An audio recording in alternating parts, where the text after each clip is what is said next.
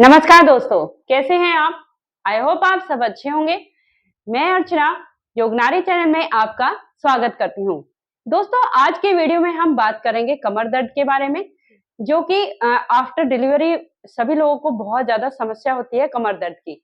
बहुत सारी ऐसा नहीं है कि सभी को होता है, बहुत सारी महिलाएँ हैं जिनको आफ्टर डिलीवरी बहुत पेन लोअर बैक में बहुत ज़्यादा पेन होता है और किसी को कम होता है, चाहे ऑपरेशन से हुए हों बच्चे या अ, ऐसे नॉर्मल डिलीवरी हो, तब भी हमारे थोड़ा बहुत कमर में दर्द होता है और लेकिन ऑपरेशन के बाद काफ़ी दर्द होता है। आज उसी के बारे में मैं कुछ योगासन लेके आई हूँ दोस्तों, वो बहुत अच्छे योगासन हैं और तो वीडियो फुल वॉच कीजिए, बीच में स्किप नहीं कीजिएगा, जिस तरह आपको स्टेप बाय स्टेप पता चल सके कि कौन-कौन से योगासन हुए हैं।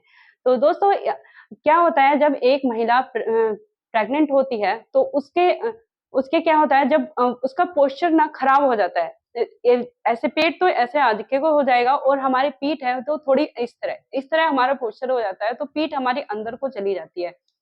जिससे हमारे पोस्चर खराब हो जाता है और फिर जब डिलीवरी हो जाती है तो एक हमारे बैक में एक थोड़ा-सा हमारे बैक में लोअर बैक में स्पेस हो जाता है और फिर जब हमारे उसके बाद जब हम प्रेग्नेंट रहते हैं तब हमारा वेट भी काफ़ी बढ़ जाता है। तो वो तो लाज़मी है कि हमारा वेट बढ़ेगा क्योंकि हम हमारे एक तो बेबी का वेट होता है और कुछ हमारा वेट भी बढ़ जाता है, तो उससे भी हमारे स्पाइन पे काफ़ी फ़र्क पड़ता है और फिर उसके बाद जब हमारी आफ्टर डिलीवरी उसके बाद भी दोस्तों हम पता ही है कि उससे बहुत ज़्यादा हैवी खाना चलता है, तो घी वगैरह चिकनाई ज़्यादा होती है, तो और खाना भी थोड़ा ज़्यादा होता है, तो उससे क्या होता है, उससे फिर उसके बाद भी हमारा थोड़ा वेट गेन हो जाता है, तो उससे भी हमारे स्पाइन पे काफ़ी फ़र्क पड़ता है, वेट का हमारी उस पे बहुत फ़र्क पड़ता है और डिलीवरी के बाद हमारा जब बच्चा हो जाता है महिला के तब तब भी हमारी थोड़ा-सा हमारी स्पाइन में थोड़ा स्पेस हो जाता है, तो उसके बाद भी हमारे बहुत ज़्यादा पेन होता है।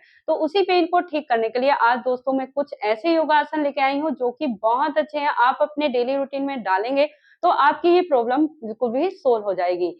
तो दोस्तों अभी हम शुरू करते हैं अपने ये योगासन। तो पहला आसन है दोस्तों मर्जरी पोज़, उसमें मर्जरी योगासन इसमें क्या करना है जिसे कैट पोज़ भी बोलते हैं, पहले हम ऐसे इस तरह स्थिति में आ जाएँगे, फ़ोल्ड हो जाएगा, कर लेंगे अपने आप को इस तरह और फिर हमें अपने पैरों में और हाथों में अपने शोल्डर के जितना जगह बना के रखनी है दोस्तों और फिर हमें क्या करना है अभी हम जब हम ब्रीथ भरेंगे ऐसे ब्रीथ भरते हुए दोस्तों हमें इस तरह ऊपर को सर करना है अपना हम ऐसे ऊपर को देखेंगे और उस जब हम ऊपर को देखेंगे तो जो हमारी बैक है तो नीचे की तरफ हो जाएगी और हम अपने और यहाँ पर कम से कम आपको 30 सेकंड तक या सॉरी 15 सेकंड तक आपको होल्ड करना है और फिर ब्रीथ छोड़ते हुए दोस्तों आपको अपनी गर्दन को नीचे लेके जाना है और इससे आपके कंधे और ये कमर ऊपर की तरफ ये आपके ऊपर की तरफ हो जाएगी और आपको इस तरह आपको अपनी नेवल को देखना है। यहाँ पे भी आप 15 सेकंड तक इस तरह रहेंगे और फिर उसके बाद ब्रीथ भरते हुए ऊपर यहाँ पर ब्रीथ होल्ड रहेगी, फिर ब्रीथ छोड़ते हुए नीचे की तरफ जाना है। तो एक बार मैं आपको और बता देती हूँ। Up, down, up, down. तो दोस्तों ये था हमारा मर्जरी पोज जो कि हमें ब्रीथ के साथ करना है और इससे हमारी बैक पे इससे नॉर्मल कमर में दर्द भी रहता है उसमें भी बहुत अच्छा आराम लगता है। तो आइए दोस्तों अब हम चलते हैं अपने दूसरे योगासन की तरफ। इसमें क्या इसे बोलते हैं सर्प योग। इसमें हमें ऐसे उल्टे लेट जाना है और अपने पैरों में इतनी थोड़ा थोड़ी ही जगह बना अपनी मैट से थोड़ा कम ही जगह बना के रखनी है और अपने दोनों हाथों को दोस्तों अपने शोल्डर के पास थोड़ा ऊपर नहीं अपने ये आर्म फिट होती है ना उनके पास इस तरह हमें रखना है ये और अपनी चिन को अपनी जमीन पर इस तरह रखेंगे और फिर हमें ब्रीथ भरते हुए ऊपर की तरफ ऊपर की तरफ नहीं देखना है नीचे इस तरह आप देखेंगे एक बार। अब यहाँ पे अपने हाथों को हमें इस तरह रखना है, आगे नहीं ले जाना है, इस तरह यहीं पे ही जहाँ पे हमने रखा था थोड़ा ऊपर उठाना है और अब हम ऐसे सामने देखेंगे और इसे बोलते हैं दोस्तों सर्प योग। यहाँ पे अपनी ब्रीथ को होल्ड रखेंगे और फिर ब्रीथ छोड़ते हुए यहाँ पर 10 सेकंड तक हम होल्ड रखेंगे और ब्रीथ छोड़ते हुए दोस्तों हमें नीचे की तरफ जाना है। इसे कम से कम आपको 7 टाइम करना है। मैं एक बार और बताती हूँ दोस्तों आपको किस तरह। अप, डाउन, ये था दोस्तों सर्प योग। अभी हम चलते हैं अपने तीसरे योगासन के, उसे बोलते हैं भुजंग आसना।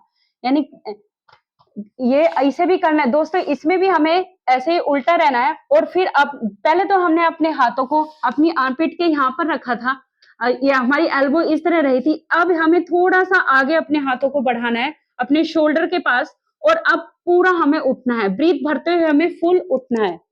इसे कोबरा पोज भी बोलते हैं।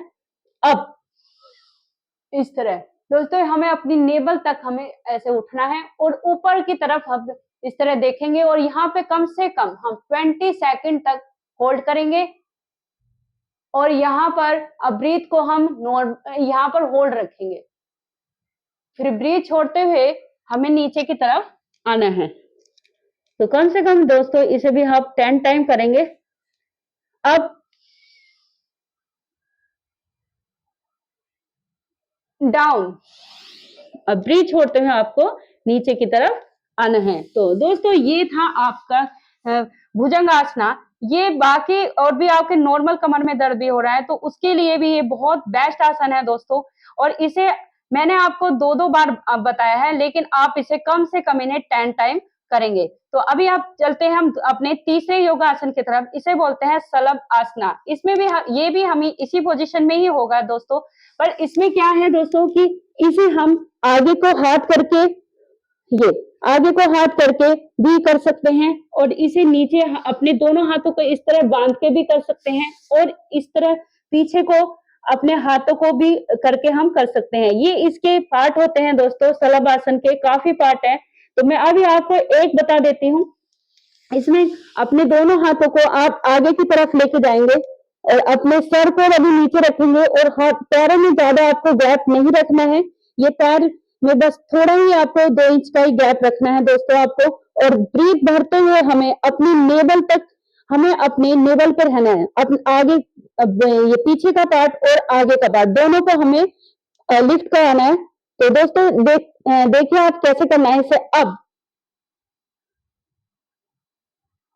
डाउन, और ब्रीथ छोड़ते हुए हमें नीचे आना है।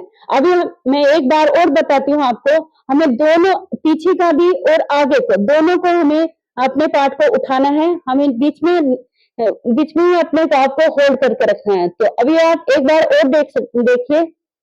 अब यहाँ पर कम से कम आपको 10 सेकंड तक यहाँ होल्ड करना है, और फिर ब्रीथ छोड़ते हुए हमें नीचे की तरफ जाना है। तो दोस्तों ये था हमारा सलभ आसना, जो चौथा आसन था। ये कमर दर्द के लिए बहुत अच्छा योगासन है। अभी हम क्या करेंगे दोस्तों, अभी मैं आपको एक आसन और बताती हूँ। इसमें क्या करना है, आपको सीधा लेटना है दोस्तों। इसमें आपको सीधा इस तरह लेटना है। ये 5वां योगासन है, इसे बोलते हैं मरकट आसन। इसमें क्या करना है, अपने दोनों हाथों को दोस्तों आपको इस तरह फैलाना है। दोनों हाथों को इस तरह फैलाएंगे, फिर आप अपनी लेफ्ट लेग को अपनी राइट साइड की तरफ लेके जाएंगे, लेकिन लेफ्ट आप ये लेग आपकी सीधी रहेगी, तो लेफ्ट लेग को उठा के राइट तरफ की लेके जाएंगे, और अपने हाथ के सपोर्ट से उसे इस तरह आपको खींचना है दोस्तों। इस तरह खींचना है और अपनी गर्दन को अपोजिट साइड लेके जाना है। जो आपका हाथ ऐसे फैला हुआ है ना लेफ्ट वाला, उसकी मिडिल फिंगर को आपको देखना है, और अपने इस पैर लेफ्ट लेग को राइट हैंड से इस तरह नीचे की तरफ को आपको पुश करना है। और ये आपका ये याद रखना है दोस्तों, आपको अपनी गर्दन से अपोजिट साइड ही देखना है। सेम अब मैं दूसरी तरफ भी दोस्तों आपको सेम यही करना है। ये हाथ ऐसे फैला के रखेंगे आप, अब राइट लेग को लेके जाएंगे आप इस तरह, राइट लेग को इस तरह लेके जाएंगे लेफ्ट की तरफ, और अपनी गर्दन आप ये अपोजिट साइड रखेंगे, और अपनी दूसरी जो आपकी लेफ्ट लेग है वो ऐसे ही सीधी रहेगी, और आपको ये मिडिल फिंगर को इस तरह देखना है। और ये इस हाथ से यानी कि लेफ्ट हैंड से आपने अपनी राइट लेग को नीचे की तरफ लेके जाना है।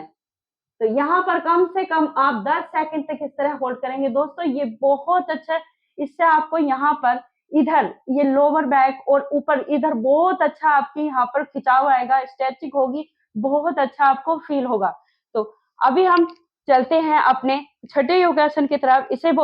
इसे बोलते हैं पवन मुक्त आसना। इसमें क्या करना है दोस्तों, अपने दोनों पैरों को आप इस तरह फोल्ड करेंगे और अपने दोनों पैरों को फोल्ड करके ये फिंगर क्रॉस करेंगे हैंड की, और आप इन दोनों पैरों को इस तरह बांध देंगे और ब्रीथ भरते हुए आपको इस तरह उठना है अब।